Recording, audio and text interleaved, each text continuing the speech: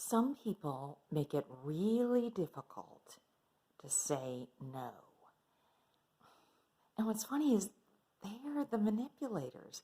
They are the ones you really need to stick to your guns and not cave because they know how to get under your skin and they know what to say and how to act so that you change your mind. And it's not so much what they say, it's how they say it or the look they give you. You say, no, I can't, blah, blah, blah. And they're like, oh, but I really needed you to, and then whatever the story is. Or, I'm so disappointed. I really thought you would come through for me. No one else has. No one else has because they realize what this person is doing. And you have to too. And they've targeted you because you're a nice person. I mean, I get that. It's happened to me. It's happened to everyone, I feel like. And it is so hard because the guilt starts setting in. You're like, oh, maybe this time I should have agreed. No matter how heartfelt this person sounds, if you just this one time say, okay, they know what they need to do to get under your skin, to guilt you, to get what they want from you. So, and as hard as it is, you have to say no every single time, no matter how hard they pull at your heartstrings, because then it becomes this trap.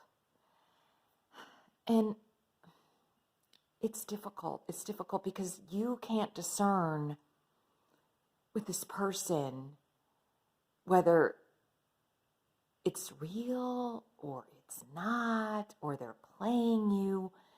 So for that reason, you always have to assume they're playing you.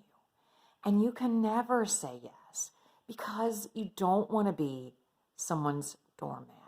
And honestly, you're doing them a favor. You really are, because when they figure out that no one is going to do what they want, they have to do it for themselves. They will become more independent. They will do things independently without asking every single person to do something for them. Because they've gotten so good at this, they don't have to lift a finger a lot of times. They'll get people to do this and that for them when they would have done it themselves. Or they would have figured out a solution.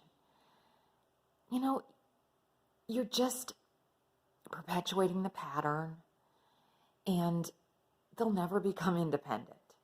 And they'll never do things for themselves if you continue to, and other people continue to do things for them, because you're not the only one they've manipulated. They've got a whole pattern going, and they know whose strings they can pull and the whole thing. But if you all say no, then they have to make it on their own. So you're doing them a favor. You're doing yourself a favor, because you start to feel like a doormat. You start to resent this person. And you know what? It's not good for anybody. So bottom line, no matter who it is, it's okay to say no. If you feel deep down, no matter what the reason is, say no. You don't have to do things for people. And you don't have to do anything you don't want to do. You know what really bugs me are those, at some of these stores, they say, do you want to give to this certain charity? And if I say no, they look at me like, you know what? I have a certain charity that I want to give to, and I don't want it pushed down my throat to give to a charity that I don't want to give to.